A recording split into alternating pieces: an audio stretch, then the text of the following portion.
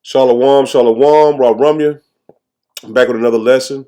First and foremost, I want to start this video by giving all praise, honor, and glory to Yahweh, Bahashem, Yahweh Shai, Bahashem, Wahara Kakodash, Barakatha Yahweh, Barakatha Yahweh Shai. Double honors to the apostles and elders of Great Millstone who taught me this truth. Shalom to you, Akim and Akwaf, that believe and have faith in Yahweh, Bahashem, Yahweh Shai. Another lesson. Basically, as we enter into prophecy, man, every day, prophecy.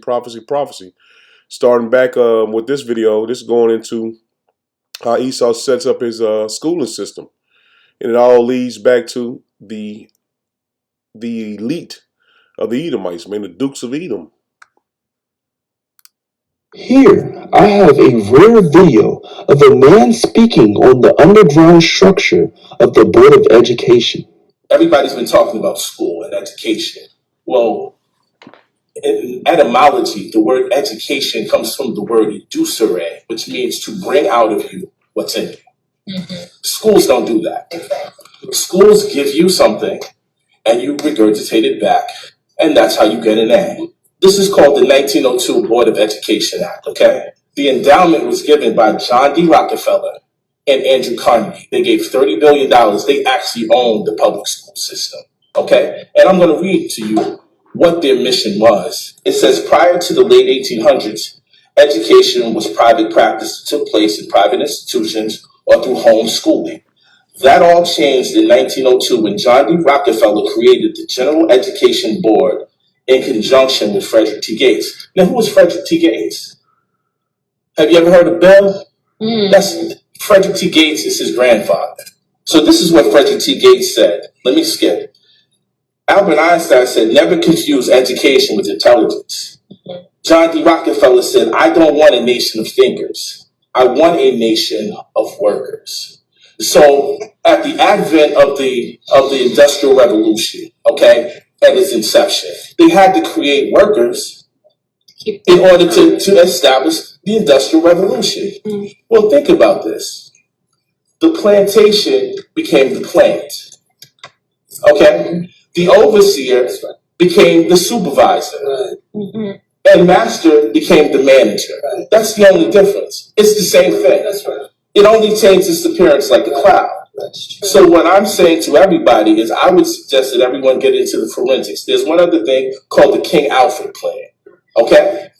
The King Alfred Plan was a CIA operative that was designed by J. Edgar Hoover to destroy any black community, any black organization, and any black leader that showed any type of messianic energy, okay? It's happened today through COVID. The reason they're trying to freaking kill you is because they don't know which one of you is the Messiah, okay?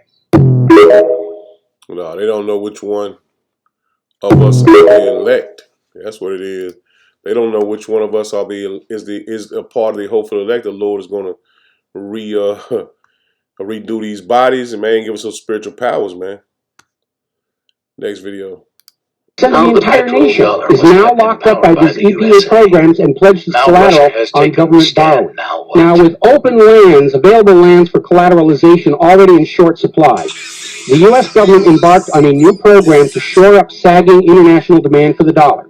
The United States approached the world's oil-producing nations, mostly in the Middle East, and offered them a deal. In exchange for only selling their oil for dollars, the United States would guarantee the military safety of those oil-rich nations. The oil-rich nations would agree to spend and invest their U.S. paper dollars inside the United States, particularly in U.S. Treasury bonds, which would be redeemable through future generations of U.S. taxpayers. The concept was labeled the petrodollar. In effect, the United States, no longer able to back the dollar with gold, was now backing it with oil, other people's oil. And that necessity to keep control over those oil nations to prop up the dollar has dominated America's foreign policy in the region ever since. But as America's manufacturing and agriculture has declined, the oil-producing nations faced a dilemma. Like France, they've got piles and piles of these paper notes and treasury bonds piling up in their vaults, and there really wasn't all that much except real estate they wanted to buy from the United States of America. Europe's cars and aircraft were superior and less costly. In more recent times, America's experiment with GMO food crops has led a lot of nations to simply avoid buying U.S. agricultural exports. Israel's constant belligerence against its neighbors has caused the oil-producing nations to wonder if the U.S. could actually keep their end of the petrodollar arrangement. So oil-producing nations started to talk of selling their oil for whatever currency the purchasers wanted to pay. Iraq, already somewhat hostile to the United States following Desert Storm, demanded the right to sell their oil for euros in 2000. In 2002, the United Nations agreed that Iraq had a right to sell their oil for euros under the Oil for Food program. 1 year later, 2003, the United States reinvaded Iraq, lynched Saddam Hussein, and placed Iraq's oil back on the world market, only available for U.S. dollars.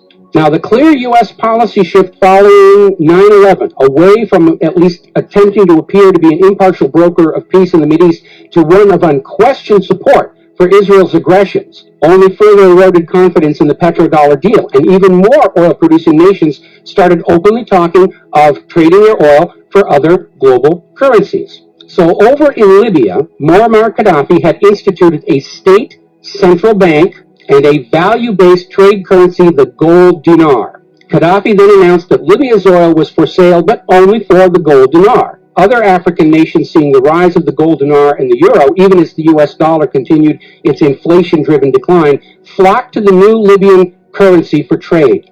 This move had the potential to seriously undermine the global hegemony of the dollar. French President Nicolas Sarkozy reportedly went so far as to call Libya a threat to the financial security of the world. So the United States invaded Libya under the guise of supporting a popular rebellion. They brutally murdered Gaddafi, apparently because the object lesson of Saddam's lynching had not been enough of a message, imposed a private central bank, and returned Libya's oil output to dollars only. The gold that was supposed to be made into the gold dinars, as of the last report I could find, unaccounted for. Now, according to General Wesley Clark, the master plan for the dollarification of the world's oil nations included 7 targets: Iraq, Syria, Lebanon, Libya, Somalia, Sudan, and Iran. Venezuela, which has started selling their oil to China for the yuan, seems to be a late addition. What is notable about those original 7 nations targeted by the U.S. is that none of them are members of the Bank of International Settlements. This is the private central banker's private central bank located in Switzerland. That meant that those 7 targeted nations were deciding for themselves how to run their nation's economies rather than submitting to the international private central bankers. Now, of course, the bankers' gun sights are on Iran, which dares to have a government central bank and sell their oil for whatever currency they choose. The war agenda for Iran is, as always, to force Iran's oil to be sold only for dollars and to force them to accept a privately owned central bank. Now, you have been raised by a public school system and a media that constantly assures you that the reasons for all these wars and assassinations are many and varied. We're bringing democracy to the conquered lands. We hear that a lot when actually the U.S. hasn't. The usual result of a U.S. overthrow is the imposition of a pro-business, pro-Wall Street, pro-U.S. dictatorship. Good example, the 1953 CIA overthrow of Iran's democratically elected government of Mohammad Mossadegh and the imposition of the Shah. Or the 1973 CIA overthrow of Chile's elected government of President Salvador Allende and the imposition of the dictator Augusto Pinochet. Another of the excuses we'll get is we have to save the people from a cruel oppressor. That's the one they're using in Syria right now. Revenge for 9/11. That was a big one going into Iraq. And then later on, President Bush was caught on video saying, no, Iraq had nothing to do with 9/11. And behind all of them, that tired, worn-out, catch-all excuse for invasion, weapons of mass destruction.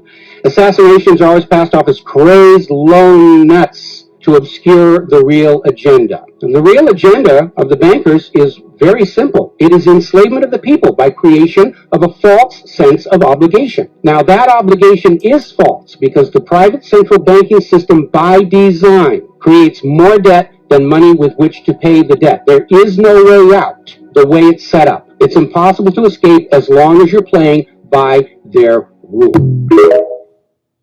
As you see, man, they set all of it up, man. Now you see they're going into the digital currency.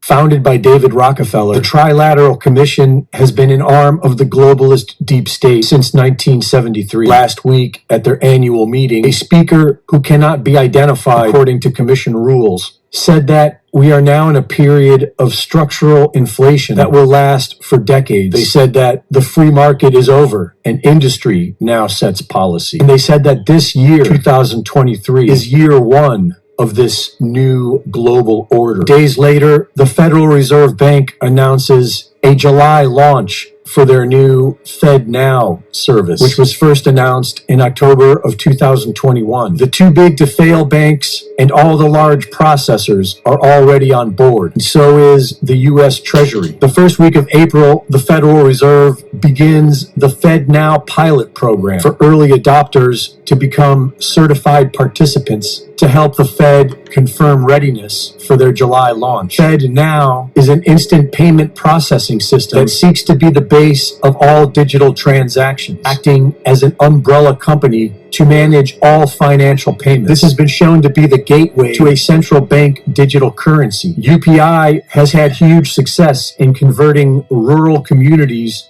into a complete cashless society. Instant payment processing is also how the Central Bank of Nigeria introduced its CBDC, which has been, so far, violently rejected. Yeah, as you see, man, the same playbook they use to rape, rob, and conquer the entire planet using different plays, but it's the same playbook, man. They've done it over and over and over again, man. This is Daniel's. Let me get it real quick.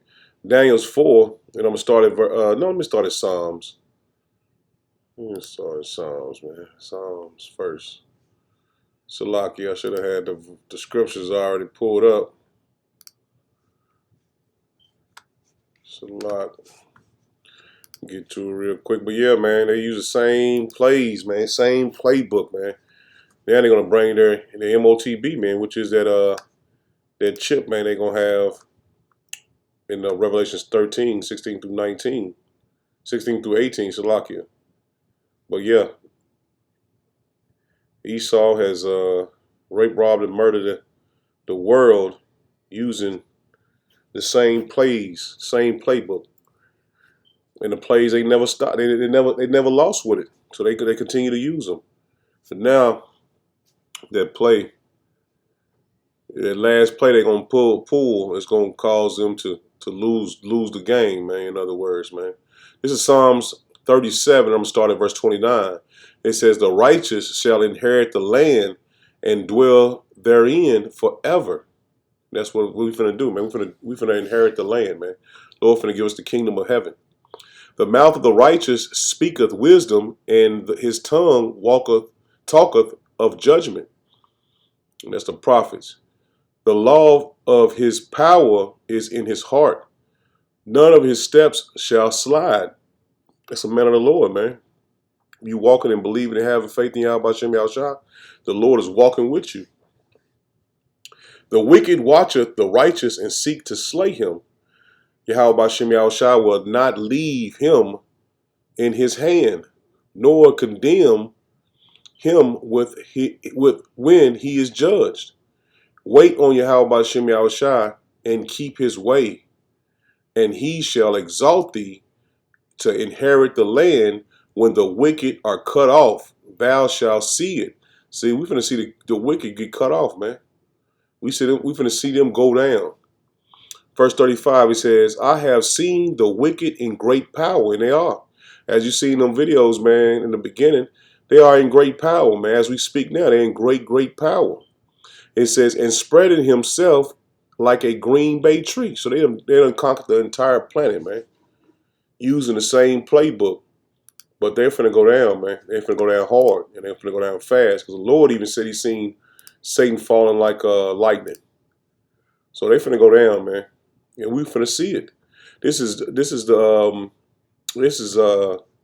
Daniel's 4, and it pretty much the same thing that happened to Nebuchadnezzar in the vision is finna happen to Esau, man. He's finna be cut down. That green bay tree is finna be cut. It says, this is Daniel's 4 and verse 13. It says, "I saw in a vision of my head upon my bed, and behold, a watcher and an holy one came down from heaven. He cried aloud and said thus, hew down the tree and cut off of his branches. And that's that green bay tree. You done spread it and rape rod and murder the entire planet, man. He seen that green bay tree. He said, hew down the tree and cut off his branches, shake off his leaves, and scatter his fruit. Let the beast get away from under it, and the fowls from his branches. Said, nevertheless, leave the stump of his roots in the earth, even with the band of iron and brass in the tender grass of the field, and let it be wet with dew of the heaven, and let his portion be with the beast in the grass of the earth, man. So the Lord is going to cut Esau down, just like he did Nebuchadnezzar, to the lowest parts of the earth, man, like a beast. And it's going to say, in verse 16, it says, let his heart be changed from man's, and let a beast's heart be given unto him, and let 7 times pass over him. See that? So the Lord is finna do the same thing he did to Nebuchadnezzar, man. He's finna break him all the way down. So they're going to be Lord and beast in the kingdom of heaven. He's finna cut him down and he's going to be taking a man's heart away from him and giving him a beast's heart, man. And that's, just basically symbolic, but that's what's going to happen to him, man. He's going to go down to the sides of the pit. Verse 17, it says, this matter is by the decree of the watchers, and the demand by the word of the holy ones, to the intent that the living may know that the Most High ruleth in the kingdom of men. So the Lord finna show Esau that he's just a man. He's nobody. He's no God. He's no power. He's just a man. The Lord set him up and put him in that state. It says, and giveth it to whomsoever he will, and set up over it the basis of men. So the Lord set up these kingdoms, and he sets over the kingdoms who he would have to rule. Like I said, Esau is just a man. He's nobody special, man.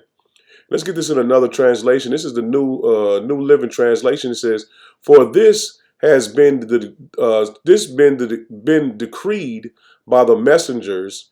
It is commanded by the holy ones, so that everyone may know that the Most High rules over the kingdoms of the world.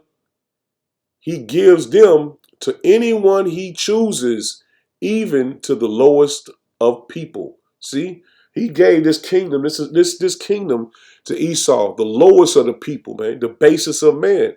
Esau is the basis of man, man. He's the lowest people that the Lord created. This is the Good News translation. Pretty much says the same thing. It says, this is the decision of the alert of Anslakia. This is the decision of the alert and watchful angels. So then let all people whereat Slakia everywhere know that the supreme power has power over human kingdoms. So the Lord Esau is not a power, man. He's nobody. This is his time to rule. He says that the supreme power has power over human kingdoms, and that he can give them to anyone he chooses, even those who are least important. See that? That's plain. He said the Lord will give it to the ones that's least important.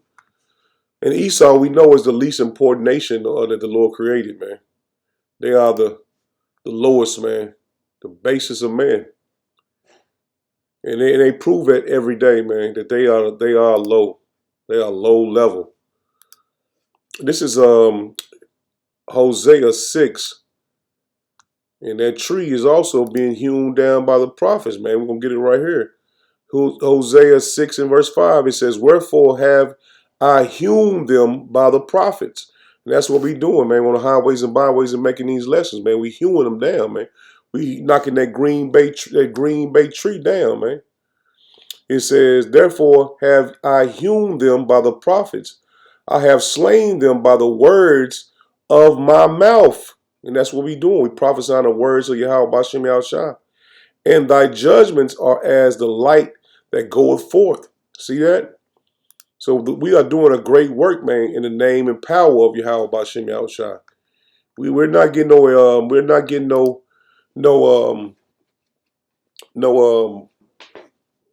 would you say no stature or anything. We're not getting famous or anything like that, man. We truly believe in Yahweh B'Shem Yahushua. We want to do the work of the Lord, man, and we want Esau's kingdom to go down. So that's the incentive to hewn down these nations, man, hewn down our enemies, man, by the words and power of Yahweh B'Shem Yahushua. That's all we got to do. That's all we got to do, man. Continue to do the work. This is Isaiah 41. I'm going to start at verse 8. It says, "But thou, Israel, art my servant, Jacob, whom I have chosen, the seed of Abraham, my friend." So we are the seed of Abraham, man, the chosen seed of Abraham. Abraham, Isaac, and Jacob. We are the chosen line. "Thou whom I have taken from the ends of the earth, and called thee from the chief men thereof, and said unto thee, Thou art my servant, I have chosen thee, and not cast thee away." See, the Lord has chosen us and has not cast us away, man. And that's the reason why we know for a fact that we are the true children of Israel. It says, "Thou whom I have taken from us," I just read that. It's in verse 10, it says, "Fear thou not, for I am with thee. Be not dismayed, for I am Yahweh B'Shem Yahushua power. I will strengthen thee, yea, I will help thee." See, the Lord is helping us, man. He's fighting for us. I will uplift thee from the right, I will uplift thee with the right hand of my righteousness. Behold, all they that were incensed against thee shall be ashamed and confounded. And that's what's going to happen to Esau Edom, man. He's going to be ashamed and confounded. They shall be as nothing, and they that strive with thee shall perish. Esau's going to perish, man. Verse 12, it says, "Thou shalt seek them and shalt not find them, even them that contended with thee. They that warred against thee shall be as nothing, and it's like it, as a thing of naught. For I, Yahweh B'Shem Yahushua, thy power will hold thy right hand, saying unto thee, Fear not, I will help thee." So we have nothing to be afraid of, man. We know we're coming in tough times, but we have nothing to be afraid of. And the Lord said He's gonna be with us, man. Fear not. So we shouldn't fear. We should do the work more and more, man, because the Lord is with us, man. Because we know that we are held up by the right hand of Yahweh B'Shem Yahushua. 14, it says, "Fear not, thou worm Jacob, and ye men of Israel." See that? Talk about the children of Israel, man, the hopeful elect. "I will help thee, saith Yahweh B'Shem Yahushua, thy Redeemer, the Holy One of Israel." See, we have the Holy One of Israel fighting for us, man. Our Lord is with us, man, to protect us and guide us in the ways to go, man. Even prophesying, man, the Lord using us to prophesy to hew down these kingdoms, man. And Esau's kingdom is the one in Babylon the Great. We say Esau, we're mostly talking about America, but we're talking about all of them, man. All the nations. Because the Dukes of Edom is in control of all these nations, man. This is Job 21, and I'm going to start at verse 30. It says that the wicked is reserved to the day of destruction. And that's true. The wicked is reserved because you got to think, man, Esau has never received any punishment, man, any judgment. They've been able to rape, rob, and murder all these nations and never had any resistance, man. They've been doing it for many years. Like I said in the beginning, they used the same playbook, man. And they never lost a game. They never had anyone to fight back. But now it's the time that his kingdom goes down, man, because we are fighting against him through the Spirit. Verse 30 again, it says that the wicked is reserved to the day of destruction. They shall be brought forth to the day of wrath. See, we bringing them forth to the day of wrath, man, to receive their punishment. He says, "Who shall declare his way to his face?" And that's what we're doing, man. We making these lessons on the highways and byways. We telling them to his face. We telling them straight up, man, the Lord is going to take you down, man. and you're going into hardcore slavery, man, hardcore bondage, man, for 1,000 years, and then you're going to be Obadiah 1:18. And who shall repay him what he had done? See that? The Lord is going to repay him for what he has done. Only the Lord can pay him back, man. The Lord is the beginning and the end, the Alpha and Omega. So he gave him his blessing, which was a short blessing, which was basically 2 days to rule. And now the Lord is going to take it back, man. He's going to repay him for all the things he's done when he returns. Yahweh Bashem Yahushua. 32, it says, yet shall he be brought to the grave and shall remain in the tomb. So he's going to be brung down, man. Like we said, the Lord set up these kingdoms and he set over the lowest man on earth. And that's Esau, man. That's Esau to the T. And no one is going to fight for Esau, man, in the time Yahweh Bashem Yahushua's return. This is Psalm 60, and I'm going to start at verse 1. It says, O power, thou hast cast us off. It says, thou hast scattered us. Slakia. Let me start again, man. It says, O power, thou hast cast us off. Thou hast scattered us. Thou hast been displeased. O turn thyself to us again. And that's what we pray for the Lord to return to us, man. We repented, we came back, Lord willing, he found that as special in his eyes that we repented and came back. You know what I'm saying? So that's what we truly need to continue to do, man. Just continue to repent for the things you done in this life, and not only this life, in the past lives. So everyone should be repenting for the thing, because you don't know what the Lord going to judge you for what you did, like I said, this life or the past life, man. So that's what we all need to do. It says, verse 2, he says, thou hast made the earth to tremble, thou hast broken it, healed the breaches thereof, for it shaketh. Thou hast showed thy people hard things, thou hast made us to drink the wine of astonishment, thou hast given a banner to them that fear thee, that it may be displayed because of the truth. Salah. Damn, my throat getting dry. Salah real quick.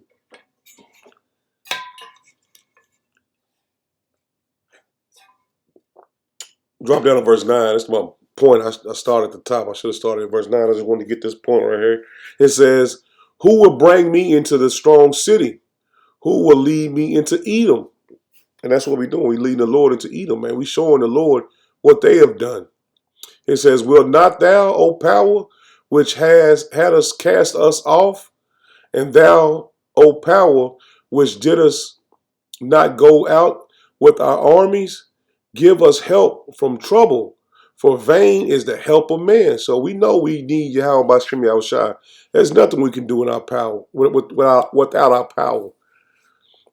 12, it says, through power we shall do valiantly, for he it is that shall tread down our enemies, man. That's what we got, man. We got Yahweh Bashem Yahushua. It's he who's going to tread down our enemies, not us. So we have definitely our big brother Yahweh Shai is coming back to help us, man. This is Psalm 64, and I'm going to start at verse 1. That's what I should have did in the last one. This is the one I want to start at 1. It says, hear my voice, O power, and in my prayer, preserve my life from the fear of the enemy. Hide me from the secret counsels of the wicked, from the insurrection of the workers of iniquity, man. That's Esau, man, to the T.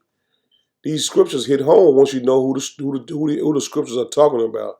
It says, who with their tongue with like a sword, and bent their bows to shoot their arrows, even bitter words, that they may shoot in secret at the perfect. Suddenly do they shoot at him and fear not. And that's what they doing, man. He says, with Revelation 12 and 12, he said they're going to come down with great wrath, knowing that they have but a short time, man. So they finna let loose, man. They finna do all they possibly can to keep their kingdom. 5, it says, they encourage themselves in an evil manner. They commune to lay snares privily. They say, Who shall see them? And the angels are making a report of Esau, man. He don't know it.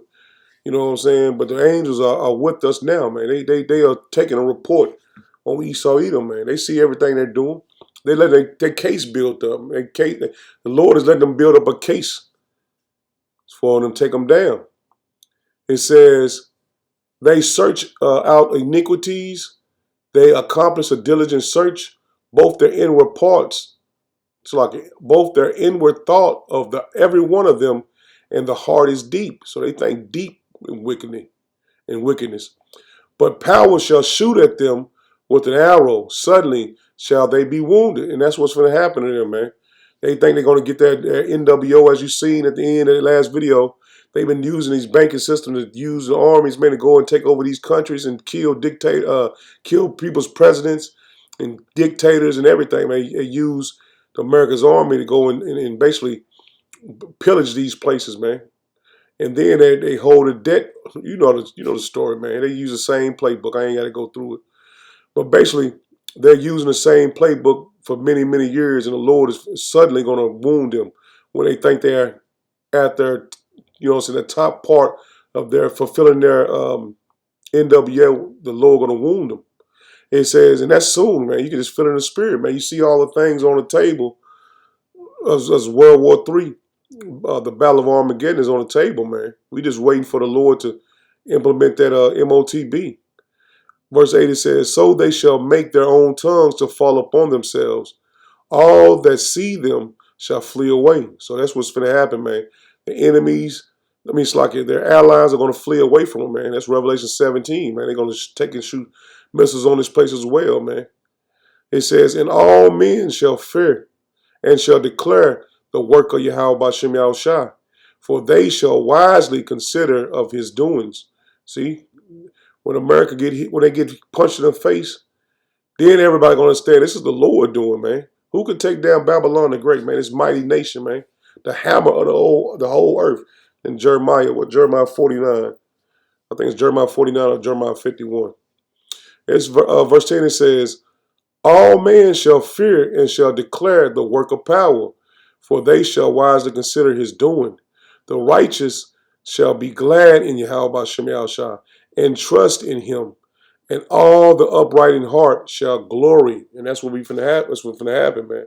We finna glory in Yahweh B'Shem Yahushua when Esau get punched in the mouth. And that's, like I said, it's so close, man. You can just fucking taste it.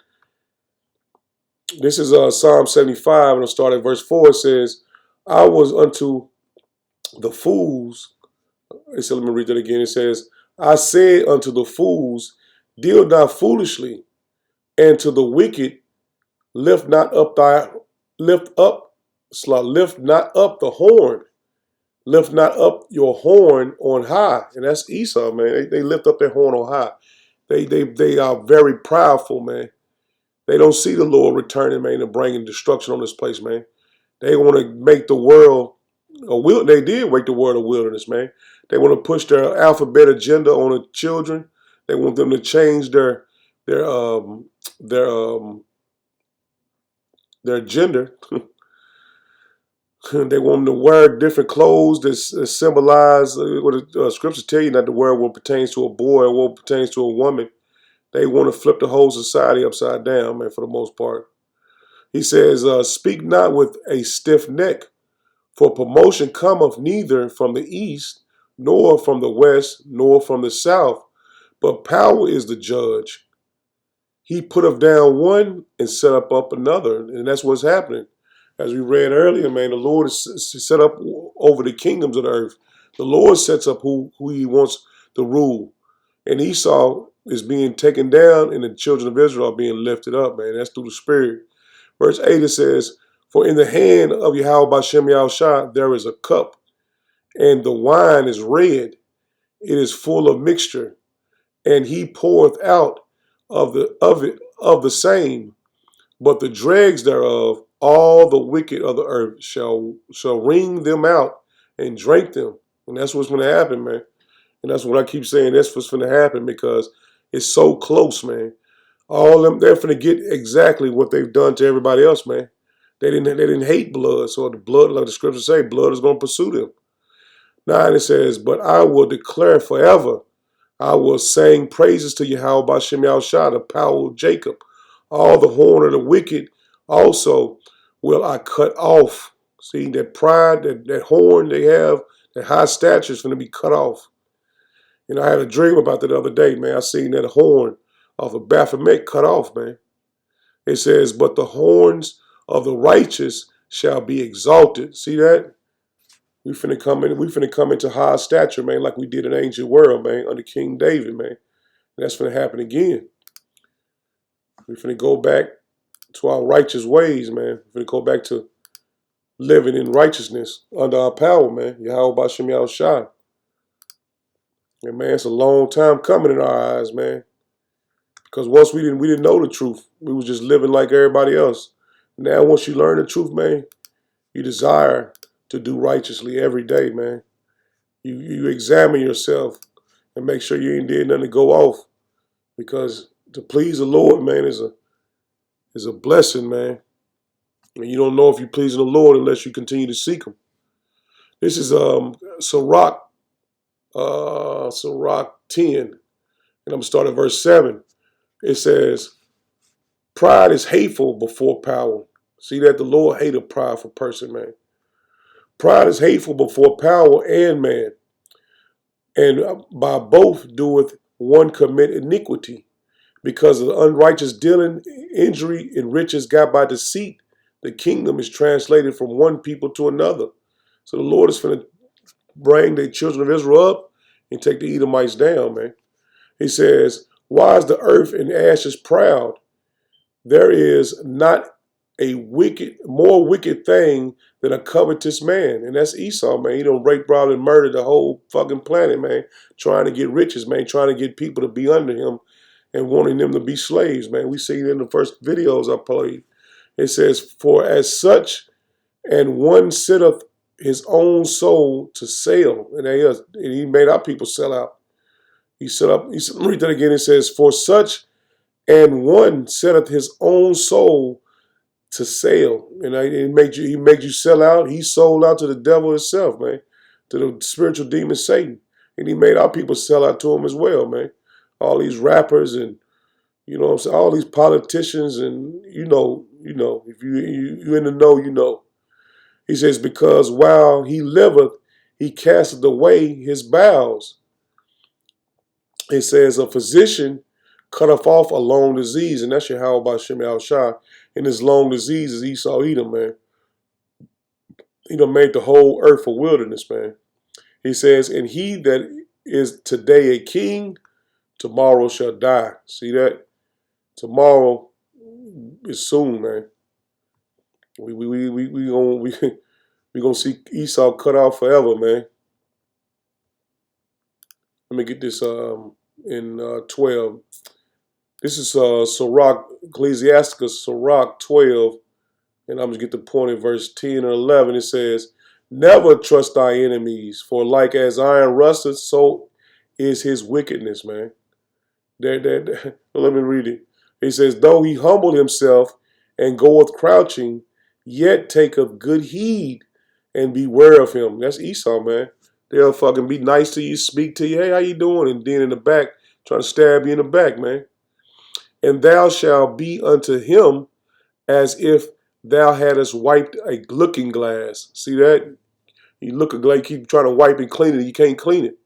It says, and thou shalt know that his rust hath not been altogether wiped away, man. So you can't wipe away Esau. You can't wipe away what you've done, man.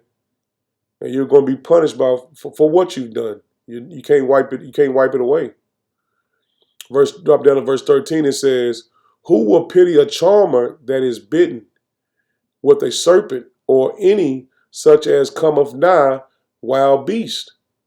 So one that goeth to a sinner and is defiled with him in his sins, who will pity? So nobody's going to pity a sinner, man. Nobody's going to pity Esau when he goes down, man. Nobody goes, oh, man, you help him up, man.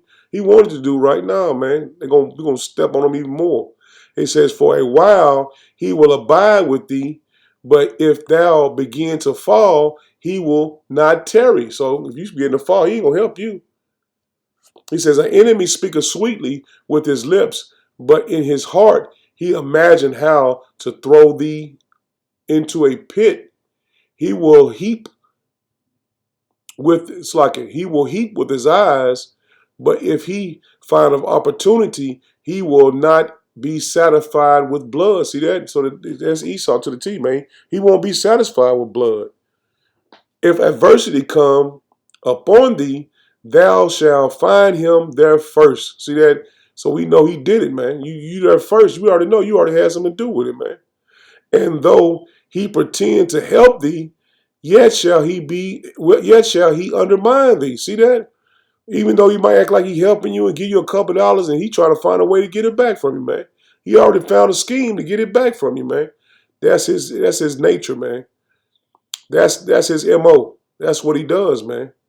He will shake his head and clap his hands and whisper much and change his countenance. See that? He will act like he's all nice, smiling and shit. And in the back, he's got his frown. So I hate this motherfucking nigga, man. That's his tendencies, man. And you can't be mad about it, but that's the way the Lord designed him. To design him to be the devil the Bible speaks of. And this is not hate, man. This is the truth. You talk to a Jake, oh man, you hate you race. How the fuck, man? You know what we done been through? That's Jake for you though. This is Isaiah 48. And you can't, they ain't gonna get it to it till they get through getting melted and come back to their right mind. That's the only way Jake gonna get it.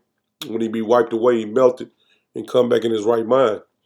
This is Isaiah 48, and I'm gonna start at verse 18. It says, "Oh that thou hadst hearkened to my commandments, then had thy peace been as a river, and thy righteousness as the waves of the sea. Thy seed also had been as the sand, and the offspring of thy bowels like the growl thereof. His name should not be cut off nor destroyed from before me. Go ye forth of Babylon, flee ye from the Chaldees. With a voice of singing declare ye, tell this, utter it even to the ends of the earth. Say ye, O Yahweh Bashem Yahushua, hath redeemed his servant Jacob." And that's what we're waiting for, the Lord to redeem us, man. Which in the spirit he already has. We just waiting for it to happen in the physical. "And they thirsted not when he lost." I take that back, man. It is happening in the physical, man. Because we are standing in great boldness in the name and power of Yahweh Bashem Yahushua. 21 again, it says, "And they thirsted not when he led them through the desert. He caused the waters to flow out of the rock for them. He clave the rock also, and the waters gushed out." And that's the spirit and power of Yahweh Bashem Yahushua, man. His word.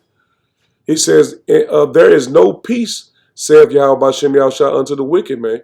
But those waters we receive, man. They're gushing out, man. That's why you see them brothers do lessons, man, daily, man. Going on the highways, man, making camps, doing camp during the week, on the weekends, man, making lessons hourly, man. But it's going to be no peace for the wicked, man, because we're not giving the wicked any peace, man, because we're continually making lessons, continue pushing the word, man. This word is gushing out in the atmosphere, man. And it's continuing to flow. And they made a metaphor of it's a metaphor for when Moses struck the rock and that water gushed out. And this is spirit now, man. We got the scriptures, and now the water is gushing out as well, man, through the scriptures, man. And we're giving Esau no peace, man. 22, he says, "There is no peace, saith Yahweh Bashem Yahushua, to the wicked, man." So I'm going to end it there. Lord willing, was edifying. Shalom. Shalom.